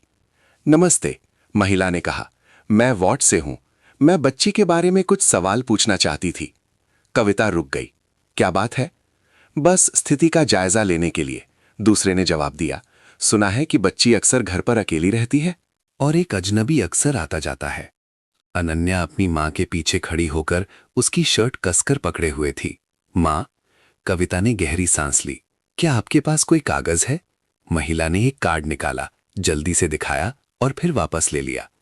हम बस बच्चों के अधिकारों को सुनिश्चित करना चाहते हैं। अनन्या घर पर अकेली नहीं रहती, कविता ने कहा, और जिस व्यक्ति की आप बात कर रही हैं वो एक दोस्त है। दोस्त हो या कुछ और, ये स्पष्ट होना चाहिए। दूसरे ने कहा, अगर आप सहयोग करें तो अच्छा होगा। अनन्या ने मां का हाथ खींचा। मां, मुझे डर लग रहा है। कविता अपनी बेटी की ओर मुड़ी। तुम पहले अंदर जाओ। अनन्या नहीं चाहती थी, लेकिन फिर भी अंदर चली गई। वो दरवाजे के पीछे खड़ी होकर टूटी फूटी बातचीत सुन रही थी। महिला बहुत बोल रही थी। उसकी आवाज एक जैसी थी, जैसे रटा रटाया बोल रही हो। कविता ने संक्षिप्त जवाब दिए, शांत रहते हुए। अंत में महिला ने कहा, हम फिर आएंगे। दरवाजा बंद हो गया। कविता दीवार से सटकर खड़ी हो गई, जोर से सांस ले रही थी। अनन्या दौड़कर मां को गले लगा लिया। मां, क्या ये मेरी वजह से है? नहीं, कविता ने तुरंत कहा, ये तुम्हारी वजह से नहीं है। लेकिन उसके दिल में डर बढ़ रहा था। उसने विक्रम को फोन किया। विक्रम? कोई खुद को वार्ड का अधिकारी बताकर अनन्या के बारे में पूछने आया था। दूसरी तरफ कुछ सेकंड की खामोशी। उन्होंने क्या कहा? वे आपके बारे में पूछ रहे थे, कविता ने जवाब दिया। और अनन्या के घर पर रहने के बारे में? मैं आ रहा हूं, विक्रम ने कहा। वो बहुत जल्दी आया। विक्रम को देखकर अनन्या दौड़कर उसका हाथ पकड़ लिया। विक्रम अंकल, क्या मैंने कुछ गलत किया है? विक्रम झुका। नहीं। तुमने कुछ भी गलत नहीं किया है। कविता ने सब कुछ बताया। विक्रम ने सुना।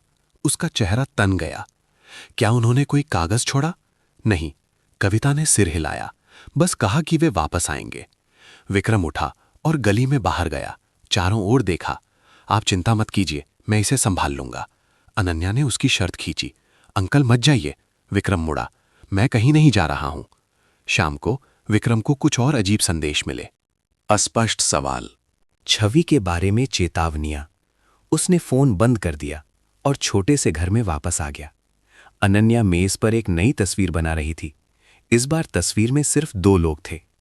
तुम क्या बना रही हो? विक्रम ने पूछा। मैं उस समय का चित्र बना रही हूं जब मां और मुझसे कोई सवाल नहीं पूछता, अनन्या ने जवाब दिया। विक्रम अनन्या के बगल में बैठ गया। क्या तुम्हें डर लग रहा है? अनन्या ने सिर हिलाया। मुझे डर है कि अंकल को डांट पड़ेगी। विक्रम चुप रहा।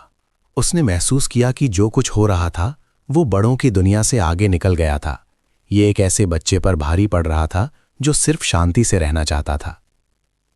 उस रात अनन्या को नींद नहीं आई। वो चुपचाप लेटी हुई कमरे के बाहर बड़ों की धीमी बातचीत सुन रही थी। कविता चिंतित थी। विक्रम धीरे धीरे उसे शांत कर रहा था। लेकिन अनन्या ने निगरानी, दबाव, सरल नहीं जैसे शब्द सुने। अगली सुबह अनन्या बिस्तर पर नहीं थे। कविता ने बुलाया लेकिन कोई जवाब नहीं मिला। वो घबराकर बाहर भागी। अनन्या का बैग वहीं था, लेकिन उसकी छोटी चप्पलें गायब थीं। विक्रम जैसे ही पहुंचा, उसने कविता को कांपते हुए देखा। अनन्या कहाँ है? कविता ने सिर हिलाया। उसकी आंखों से आंसू बह निकले। उसने कुछ नहीं कहा। विक्रम ने घर में चारों ओर देखा। उसका दिल जोर से धड़क रहा था। उसने मेज पर एक छोटा सा कागज का टुकड़ा देखा। लिखावट टेढ़ी मेढ़ी लेकिन परिचित थी। मैं जा रही हूं ताकि आप लोगों से कोई और सवाल ना पूछे।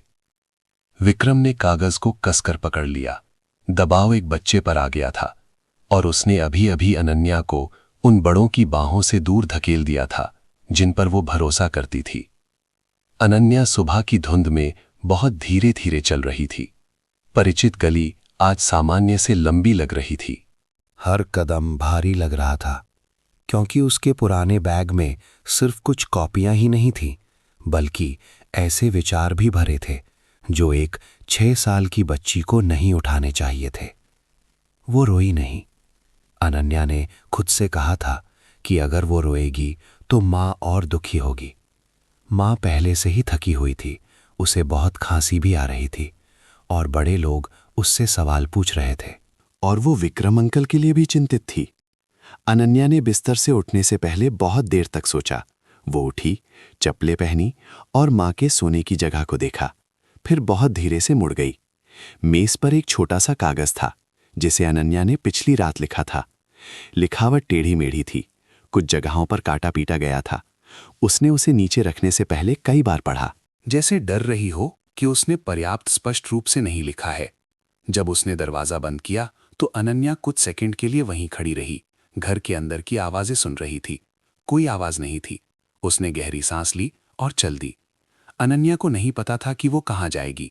बस इतना पता था कि एक परिचित जगह है जहां कोई ज्यादा सवाल नहीं पूछता, जहां वो हर शाम लाल एप्रन के साथ बहुत देर तक खड़ी रहती थी। रेस्टोरेंट आज सुबह बंद था। कांच का दरवाजा बाहर खड़ी अनन्या की छोटी सी छवि को प्रतिबिंबित कर रहा था। वो सीढ़ियों पर बैठ गई, अपने बैग से एप्रन निकाला, उसे सावधानी से मोड़ा और अपनी गोद में रख लिया। यहाँ शायद कोई परेशान नहीं करेगा, अनन्या ने बदबुदाया। उसने सोचा कि अगर वो खाना उठाने वापस जाएगी तो सब कुछ पहले जैसा हो जाएगा। माँ से कोई और सवाल नहीं पूछा जाएगा। विक्रम अंकल को और नहीं आना पड़ेगा। लोग उन्हें अजीब नजरों से देखना बंद कर देंगे। अनन्या को इस पर विश्वास था, क्योंकि ये सबसे सरल तरीका था जो वो सोच सकती थी। शहर के दूसरी तरफ विक्रम छोटे से घर के बीच में खड़ा था। उसके हाथ में अनन्या का छोड़ा हुआ कागज था। उसने उसे बार बार पढ़ा। हर बार उसका दिल थोड़ा और बैठ जाता। कविता फर्श पर बैठ गई, अपने सीने पर हाथ रखे। उसकी सांसें तेज हो गईं। वो सोचती है कि ये उसकी गलती है, उसने टूटी हुई आवाज में कहा। वो सोचती है कि वो सबको परेशान कर रही है। विक्रम ने ऊपर देखा। उसकी आंखें लाल थीं, लेकिन आवाज अभी भी शांत थी। ये आपकी गलती नहीं है और ना ही अनन्या की। लेकिन उसने सब सुन लिया। कविता ने फुसफुसाया। उसने हमें बात करते हुए सुना।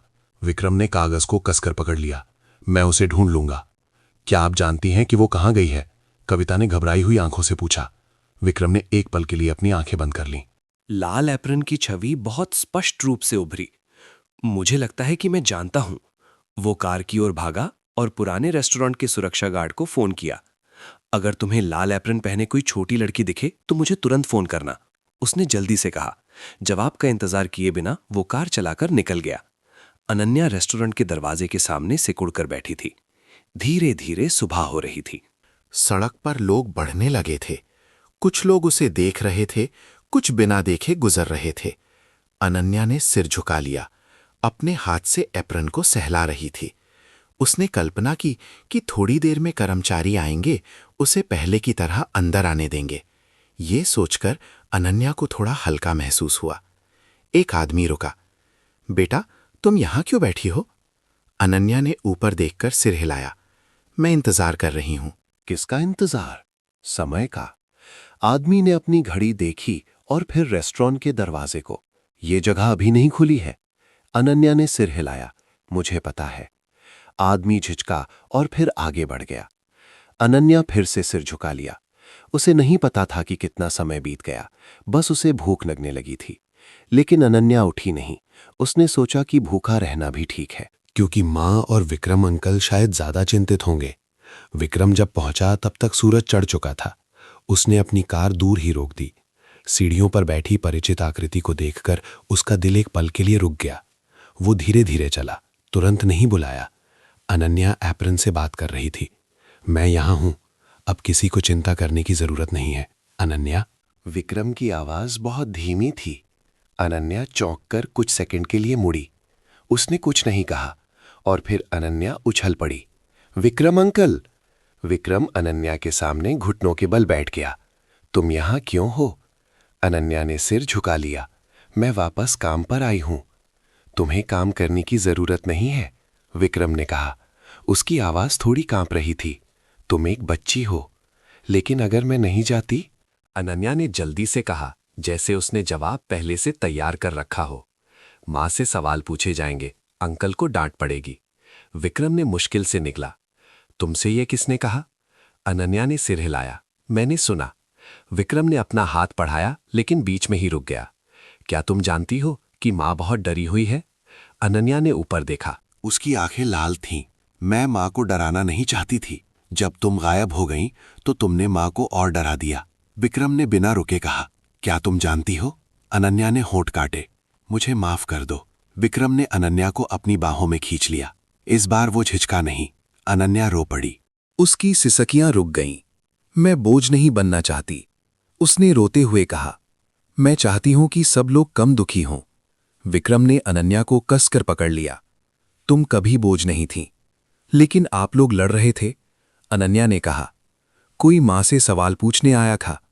ये बड़ों का काम है, विक्रम ने कहा, तुम्हारा नहीं। अनन्या चुपचाप अपना चेहरा उसके कंधे पर टिकाए रही। थोड़ी देर बाद उसने धीरे से पूछा, क्या मैं घर जा सकती हूँ? घर? विक्रम ने तुरंत कहा। हम घर जा रहे हैं। रास्ते में अनन्या कार के पीछे चुपचाप बैठी रही। उसने अपनी गोद में एप्रन पकड़ रखा था। विक्रम सामान्य से धीरे गाड़ी चला रहा था। उसने कविता को फोन किया। मुझे अनन्या मिल गई है। दूसरी तरफ से रोने की आवाज आई। वो कहाँ है? अनन्या यहाँ है, विक्रम ने कहा। हम तुरंत घर आ रहे हैं। जब कार गली के सामने रुकी तो कविता दौड़कर आई। अनन्या नीचे उतरी और अपनी मां की बाहों में कूद गई। मां, मुझे माफ कर दो। कविता ने अपनी बेटी को गले लगा लिया। उसके आंसू लगातार बह रहे थे। तुम्हारी कोई गलती नहीं है। विक्रम थोड़ा पीछे हटकर मां बेटी को देख रहा था। उस पल में वो समझ गया कि सब कुछ उसके शुरुआती इरादे से बहुत आगे निकल गया था। वो सिर्फ उनके जीवन में दाखिल नहीं हुआ था, वो उसमें खिंच गया था और अब कोई वापसी नहीं थी। अनन्या ने ऊपर देखकर विक्रम को देखा। विक्रम अंकल, हाँ, अगर मैं घर पर रहती हूं तो क्या लोगों से अभी भी सवाल पूछे जाएंगे? विक्रम ने सीधे अनन्या की आंखों में देखा। हो सकता है, लेकिन ये एक ऐसी समस्या है जिसे मुझे हल करना है। अनन्या ने जैसे स्वीकार करते हुए सिर हिलाया। उसने अपनी मां का हाथ पकड़ा और फिर एप्रन को देखा। मैं अब ये नहीं पहनूंगी। विक्रम जानता था कि इस पल से वो न केवल एक शक्तिशाली व्यवस्था का सामना कर रहा था, बल्कि एक ऐसे बच्चे के नाजुक विश्वास को भी अपने कंधों पर उठाए हुए था, जिसने अभी अभी खुद को दूसरों की रक्षा के लिए एक बोझ बना लिया था। उस सुबह विक्रम कंपनी के मुख्यालय में ऐसे महसूस करते हुए दाखिल हुआ जैसे उसके सीने पर पत्थर रखा हो।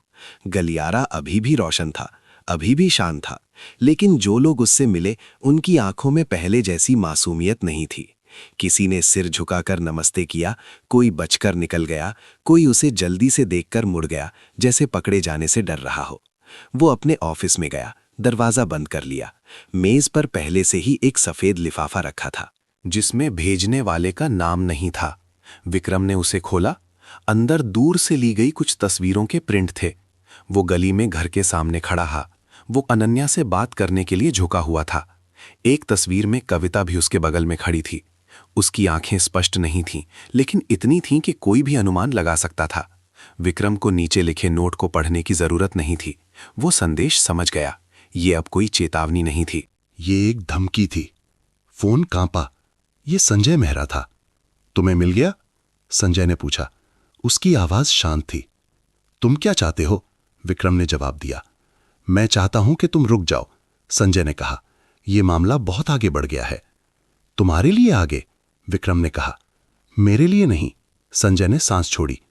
तुम खुद को मुश्किल में डाल रहे हो। बोर्ड ने चर्चा कर ली है। अगर तुम नहीं सुधरे तो वे कार्रवाई करेंगे। किस तरह से? विक्रम ने पूछा। कार्यकारी अधिकारों का निलंबन, संजय ने जवाब दिया। और भी बुरा। विक्रम चुप रहा। उसके दिमाग में अनन्या की छवि आई, जो रेस्टोरेंट के दरवाजे के सामने लाल एप्रन पकड़े खड़ी थी। तुम मुझे मजबूर करने के लिए सत्ता का इस्तेमाल कर रहे हो, उसने धीरे धीरे कहा। नहीं, संजय ने जवाब दिया। मैं कंपनी की रक्षा कर रहा हूं या अपने हितों की रक्षा कर रहे हो? विक्रम ने सीधे पूछा। दूसरी तरफ कुछ सेकंड की खामोशी। तुम मेरी सोच से ज्यादा होशियार हो, संजय ने कहा। लेकिन होशियारी काफी नहीं है। विक्रम ने फोन काट दिया। दोपहर में वो गली में गया। कविता मेज के पास बैठी दवा पकड़े हुए थी। अनन्या बिस्तर पर बेचैनी से सो रही थी। विक्रम को देखकर कविता उठी। क्या कोई बात है? हाँ, विक्रम ने कहा। लेकिन ये आपकी बात नहीं है। कविता ने उसे देखा। आप ऐसा मत कहिए। विक्रम बैठ गया। उन्होंने सीधे दबाव डालना शुरू कर दिया है। मेरी और अनन्या की वजह से? उसने पूछा। क्योंकि मैंने रुकने से इनकार कर दिया, उसने जवाब दिया। कविता ने अपने हाथ कसकर पकड़ लिए। तो आप रुक जाइए। विक्रम ने उसे देखा। क्या आप चाहती हैं कि मैं आप दोनों माँ बेटी को अकेला छोड़ दूं? नहीं, कविता ने जल्दी से कहा। मैं चाहती हूं कि आप सुरक्षित रहें। और अनन्या? उसने पूछा। कविता अपनी बेटी की ओर मुड़ी। उसे अपनी मां की जरूरत है। विक्रम ने सिर हिलाया। और उसकी मां को सुरक्षा की जरूरत है। कविता ने सिर हिलाया। मैं इसके लायक नहीं हूं कि आप सब कुछ दांव पर लगा दें। ये लायक होने या ना होने की बात नहीं है, विक्रम ने कहा। ये सही या गलत की बात है। अनन्या करवट लेकर जाग गई। वो उठी और दोनों को देखा। विक्रम अंकल, क्या आप फिर से लड़ रहे हैं? विक्रम ने जबरदस्ती मुस्कुराया। नहीं, मैं बस बात कर रहा था। अनन्या पास आई। क्या आप जा रहे हैं? इस सरल सवाल ने विक्रम को निशब्द कर दिया। मुझे अभी नहीं पता, उसने सच कहा। अनन्या ने सिर झुकाया। अगर आप जाएंगे तो मैं अच्छी बनूंगी। विक्रम ने अनन्या का हाथ पकड़ा। तुम्हें किसी के रुकने के लिए अच्छा बनने की जरूरत नहीं है। दोपहर में विक्रम कंपनी लौटा। निदेशक मंडल ने एक आपातकालीन बैठक बुलाई। बैठक कक्ष बंद था। कोई असिस्टेंट नहीं था। संजय मेहरा उसके सामने बैठा था। उसकी आंखें तेज थीं। बोर्ड के अध्यक्ष ने पहले कहा, विक्रम, हम आपके योगदान की सराहना करते हैं, लेकिन हाल ही में आपकी व्यक्तिगत गतिविधियां जोखिम पैदा कर रही हैं। किसके लिए जोखिम? विक्रम ने पूछा। कंपनी के लिए? दूसरे ने जवाब दिया। शेयरधारकों के लिए या उन लोगों के लिए जो सत्ता का दुरुपयोग कर रहे हैं? विक्रम ने कहा। कमरे में माहौल तनावपूर्ण हो गया। संजय मेहरा ने कहा, क्या तुम नियंत्रण खो रहे हो? नहीं, विक्रम ने जवाब दिया। मैं पहले से कहीं ज्यादा स्पष्ट रूप से देख रहा हूं। अध्यक्ष ने मेज पर धीरे से थपथपाया। हम आपको 2 विकल्प देते हैं। एक, आप सभी विवादास्पद व्यक्तिगत संबंधों को समाप्त कर दें। 2. आप कार्यकारी पद से हट जाएं। विक्रम ने हर किसी को देखा। अगर मैं तीसरा रास्ता चुनूं? कोई नहीं है, अध्यक्ष ने कहा। विक्रम उठा। तो फिर मैं दूसरा विकल्प चुनता हूं। पूरे कमरे में हलचल मच गई। संजय मेहरा स्तब्ध रह गया। क्या तुम पागल हो गए हो? हो सकता है, विक्रम ने जवाब दिया, लेकिन मैं अब पीछे नहीं हटूंगा। तुम सब कुछ खो दोगे, संजय ने धीरे से कहा। कुछ चीजें मेरे पास कभी नहीं थीं, विक्रम ने जवाब दिया। और अब मुझे पता है कि मुझे क्या चाहिए। वो चुपचाप बैठक कक्ष से बाहर चला गया। किसी ने उसे नहीं रोका। शाम को विक्रम गली में वापस आया। कविता ने दरवाजा खोला, उसे थके हुए चेहरे के साथ देखा। क्या हुआ? मैंने कंपनी छोड़ दी है, उसने कहा। कविता स्तब्ध रह गई। मेरी वजह से, मेरे चुनाव की वजह से, विक्रम ने जवाब दिया। अनन्या दौड़कर आई। विक्रम अंकल। विक्रम झुका। मेरे पास पहले की तरह बहुत कुछ नहीं हो सकता, लेकिन मैं अभी भी यहां हूं। अनन्या ने उसे गले लगा लिया। इतना ही काफी है। कविता ने ये सब देखा। उसके आंसू अनियंत्रित रूप से बह रहे थे। आपको ऐसा नहीं करना चाहिए था। विक्रम सीधा खड़ा हुआ। मुझे करना चाहिए था। गली के बाहर धीरे धीरे अंधेरा हो रहा था। कमजोर रोशनी सीमेंट के फर्श पर पड़ रही थी। विक्रम जानता था कि इस पल से आगे का रास्ता आसान नहीं होगा, लेकिन वो ये भी जानता था कि कुछ विकल्प ऐसे होते हैं जिन्हें अगर तुरंत ना किया जाए तो फिर कभी करने का मौका नहीं मिलता। जिस दिन विक्रम ने कंपनी छोड़ी, उसके अगली सुबह छोटी सी गली हर दिन की तरह जागी। ब्रेड वाले की आवाज, मोटरसाइकिल के स्टार्ट होने की तेज आवाज, संकरे कमरे में सूरज की रोशनी, जहां कविता अपनी दवा बना रही थी।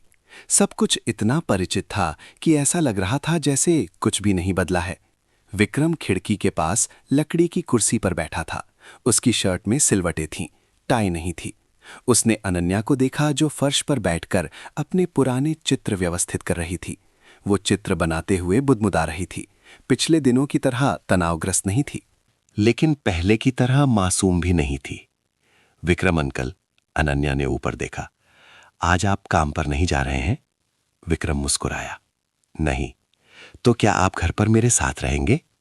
मुझे अभी भी बहुत काम करना है, उसने कहा। लेकिन मैं कहीं दूर नहीं जाऊंगा। अनन्या ने सिर हिलाया, जैसे ये जवाब इस समय के लिए काफी था। कविता ने मेज पर पानी का गिलास रखा। क्या आप सो पाए? विक्रम ने सिर हिलाया। आदत नहीं है। आपको आदत हो जाएगी, उसने धीरे से कहा। हर चीज की आदत धीरे धीरे पड़ जाती है। विक्रम ने उसे देखा। और आप? मैं भी, कविता ने जवाब दिया। लेकिन आपसे अलग मुझे खोने की आदत हो गई है। विक्रम ने कुछ नहीं कहा। वो जानता था कि वो तुलना नहीं कर सकता। दोपहर में एक साधारण शर्ट पहने एक आदमी गली के कोने पर खड़ा था। उसने चारों ओर देखा और फिर एक पानी वाले से पूछा, कविता जी का घर कहाँ है? ये खबर विक्रम तक बहुत जल्दी पहुंची। वो कविता के प्रतिक्रिया देने से पहले ही बाहर निकल गया। आप किसे ढूंढ रहे हैं? उस आदमी ने एक विजिटिंग कार्ड दिया।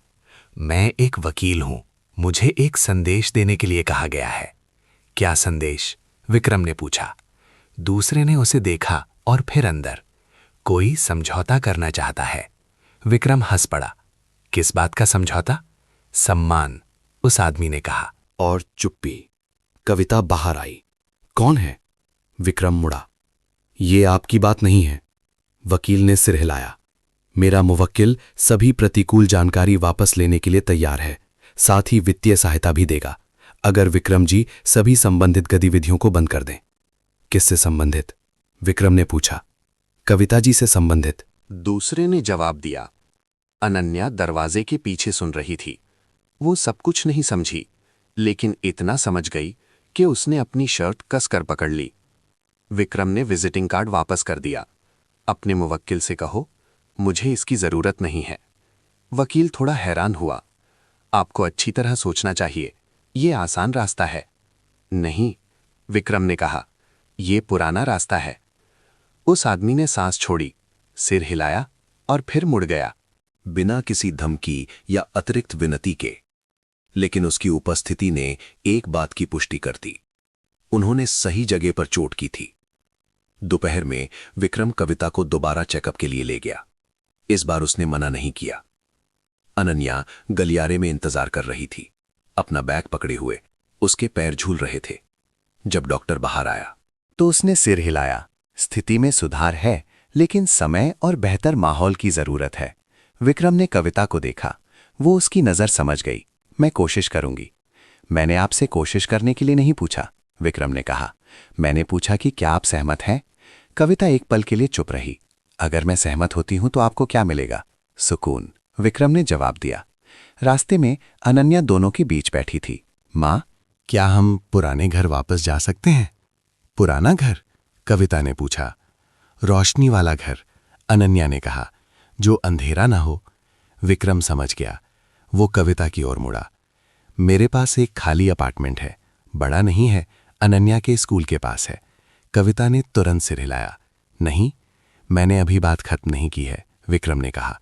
दान या उधार नहीं, एक अनुबंध होगा, एक निश्चित अवधि के लिए। कविता ने उसे बहुत देर तक देखा। क्या आपको डर नहीं है कि लोग क्या कहेंगे? विक्रम ने जवाब दिया। मुझे डर है कि अनन्या ये सोचकर बड़ी होगी कि वो एक बोझ है। इस वाक्य ने कविता को रोक दिया। एक हफ्ते बाद वे चुपचाप चले गए। कोई पार्टी नहीं, कोई बधाई नहीं। नए अपार्टमेंट में बड़ी खिड़कियां थीं। कमरा रोशनी से भरा था।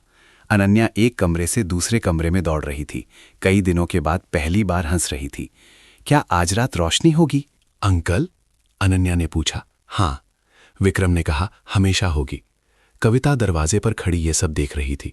वो जानती थी कि उसने अभी तक कुछ भी वापस नहीं किया है, लेकिन पहली बार उसे कुछ लेने में शर्म महसूस नहीं हुई। उसके बाद के महीने धीरे धीरे लेकिन निश्चित रूप से बीते। विक्रम ने स्वतंत्र रूप से सलाहकार के रूप में काम करना शुरू कर दिया। अब कोई बड़ी कंपनी का नाम नहीं था, लेकिन समय था। कविता ने फिर से चित्र बनाना शुरू कर दिया। पहले कुछ रफ, फिर और। एक छोटी सिलाई फैक्ट्री ने सहयोग स्वीकार कर लिया।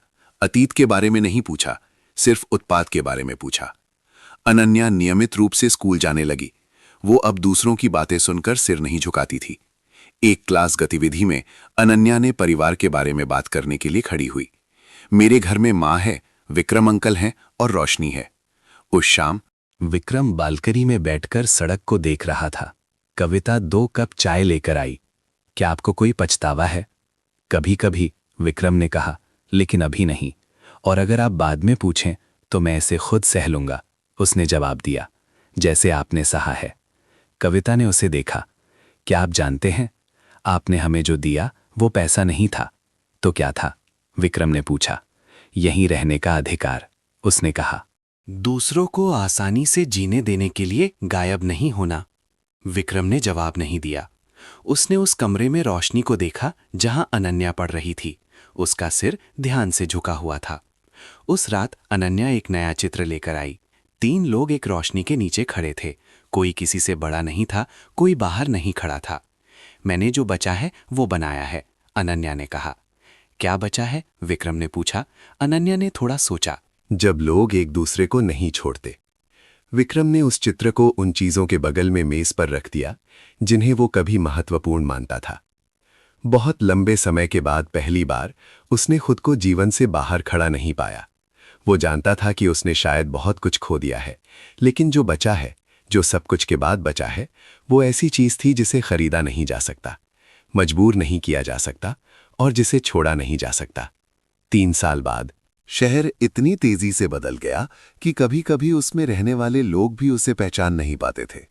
पुरानी गली जहां कविता और अनन्या रहती थी अब पक्की हो गई थी। सड़क की बत्तियां ज्यादा रोशन थी, लेकिन विक्रम शायद ही कभी वापस गया। इसलिए नहीं कि वो भूलना चाहता था, बल्कि इसलिए कि उसे अब खुद को याद दिलाने की जरूरत नहीं थी। जो कुछ वहां शुरू हुआ था वो उसके साथ चला गया था, एक अलग रूप में। सुबह विक्रम अभी भी जल्दी उठता था। नेतृत्व के वर्षों की आदत कभी नहीं गई। लेकिन वित्तीय रिपोर्ट पढ़ने के बजाय वो कॉफी बनाता, खिड़की खोलता, बालकनी पर पड़ती धूप को देखता। शहर धीरे धीरे जागता था, और वो भी। अनन्या अब 9 साल की थी। वो लंबी हो गई थी, उसके बाल लंबे हो गए थे। वो ज्यादा बोलती थी, लेकिन अब खामोशी से नहीं डरती थी। अनन्या खुद स्कूल जाती, खुद किताबें तैयार करती। कभी कभी विक्रम को खांसी आने पर दवा लेने की याद दिलाती थी। उस रोशनी से भरे अपार्टमेंट में अनन्या बहुत जल्दी नहीं बड़ी हुई। और ना ही उसे पहले की तरह जल्दी मजबूत होने के लिए मजबूर किया गया। कविता को अब ज्यादा खांसी नहीं आती थी। वो छोटी सिलाई फैक्ट्री के साथ नियमित रूप से काम करती थी, और फिर एक और के साथ। उसके डिजाइन शोरगुल वाले नहीं थे, चलन का पीछा नहीं करते थे, लेकिन उनकी सादगी और शालीनता के लिए पसंद किए जाते थे।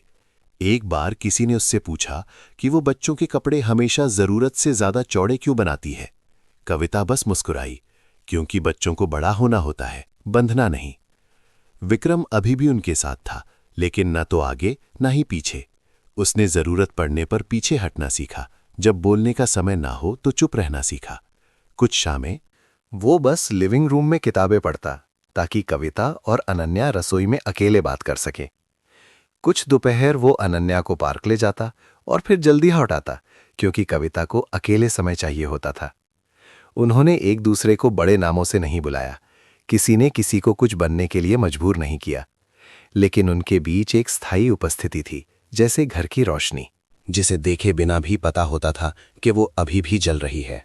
एक सप्ताहांत की शाम अनन्या एक निबंध का होमवर्क लेकर आई। विषय था, एक ऐसी चीज के बारे में लिखें जिसने आपकी जिंदगी बदल दी। अनन्या बहुत देर तक बैठी रही। उसने कई बार काटा पीटा। अंत में अनन्या ने उस दिन के बारे में नहीं लिखा जब वो घर से भाग गई थी, और ना ही लाल एप्रन के बारे में लिखा। उसने एक बहुत ही सामान्य शाम के बारे में लिखा, जब बिजली चली गई तो पूरा परिवार मोमबत्ती जलाकर खाना खा रहा था, एक दूसरे को कहानियां सुना रहा था। कोई घबराया नहीं, कोई अंधेरे से नहीं डरा, क्योंकि उस समय अनन्या ने लिखा, मुझे पता था कि अंधेरा होने पर भी कोई मेरे साथ होगा। जब विक्रम ने वो निबंध पढ़ा तो उसने बहुत धीरे धीरे कॉपी बंद कर दी। कुछ चीजें ऐसी होती हैं जिन्हें दर्ज करने की जरूरत नहीं होती। कुछ विकल्प ऐसे होते हैं जिनका जवाब सिर्फ समय देता है। उसने कभी सोचा था कि उसने बहुत कुछ दांव पर लगा दिया है, लेकिन इस जीवन में जितना अधिक वो रहा, उतना ही उसे एहसास हुआ कि कुछ चीजें उसके पास कभी नहीं थीं, इसलिए उन्हें खोया हुआ नहीं कहा जा सकता। एक और शाम कविता खिड़की के पास खड़ी सड़क को देख रही थी। क्या आपने कभी सोचा है कि अगर उस दिन आपने आवाज नहीं उठाई होती तो सब कुछ कैसा होता? विक्रम ने तुरंत जवाब नहीं दिया। हाँ, उसने बाद में कहा, लेकिन मैं अब वो सवाल नहीं पूछता। क्यों? क्योंकि उस सवाल का मतलब तभी होता है जब आप अभी भी बाहर खड़े हों, उसने जवाब दिया। और जब आप अंदर आ गए हों तो बस आगे बढ़ना होता है। कविता ने सिर हिलाया। वो समझ गई कि कुछ चीजें ऐसी होती हैं जिन्हें पार करने के बाद ही पता चलता है कि आप कब बदल गए। कभी कभी अतीत दरवाजा खटखटाता, कुछ पुराने लोग विक्रम के पास आते, सहयोग की पेशकश करते, पद, सत्ता, उन चीजों की याद दिलाते जिनसे वो बहुत परिचित था। विक्रम सुनता, लेकिन उसका दिल अब नहीं धड़कता था। वो विनम्रता से मना कर देता, बिना किसी नाराजगी या पछतावे के।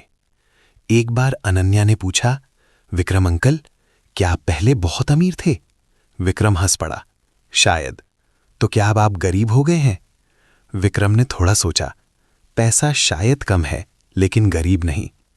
अनन्या ने बहुत गंभीरता से सिर हिलाया, मुझे भी ऐसा ही लगता है। समय चुपचाप बीतता गया। जिन लोगों ने कभी दबाव डाला था, वे उनके जीवन से एक गुजरी हुई बारिश की तरह गायब हो गए। कोई आधिकारिक माफी नहीं थी, कोई स्पष्ट प्रायश्चित नहीं था, लेकिन कविता को अब उसकी जरूरत नहीं थी। उसने कुछ ज्यादा महत्वपूर्ण वापस पा लिया था, बिना सिर झुकाए जीने का अधिकार। एक बहुत ही सामान्य दिन अनन्या ने दीवार पर एक नई तस्वीर टांगी। अभी भी 3 लोग थे, अभी भी रोशनी थी, लेकिन इस बार उनके पीछे एक खिड़की थी जो आकाश की ओर खुल रही थी। मैंने भविष्य बनाया है, अनन्या ने कहा। तुम्हें क्या लगता है कि भविष्य कैसा होगा? विक्रम ने पूछा। अनन्या ने कंधे उचकाए। मुझे नहीं पता, लेकिन मुझे पता है ये अंधेरा नहीं होगा। विक्रम ने बहुत देर तक तस्वीर को देखा। उसे उस आदमी की याद आई जो कभी जीवन से बाहर खड़ा था, ये मानते हुए कि उसे बस निरीक्षण करना ही काफी है। अब वो समझ गया था, जीना सबसे ऊंची जगह पर खड़ा होना नहीं है, बल्कि उस जगह पर खड़ा होना है जहां से आपको जाने की जरूरत नहीं है। कहानी का कोई चरमोत्कर्ष नहीं था, किसी को नायक नहीं बनाया गया, कोई चमत्कार नहीं हुआ, बस शांत सुबहें थीं, भरपेट भोजन था। बच्चे बिना ये महसूस किए बड़े हो रहे थे कि वे एक बोझ हैं, और शायद यही वो चीज थी जो सब कुछ के बाद बची थी। हाँ, नमस्ते दोस्तों, आप सब ये कहानी कहाँ से सुन रहे हैं, कमेंट में जरूर बताइएगा। आपको ये कहानी कैसी लगे? मेरी ईश्वर से यही प्रार्थना है कि आप जहां भी रहें हमेशा स्वस्थ और सुरक्षित रहें। अगर आपके पास भी कोई ऐसी ही दिलचस्प कहानी है तो नीचे कमेंट्स में हम सबके साथ जरूर शेयर करें। हमें आपकी कहानियां पढ़ने का इंतजार रहेगा।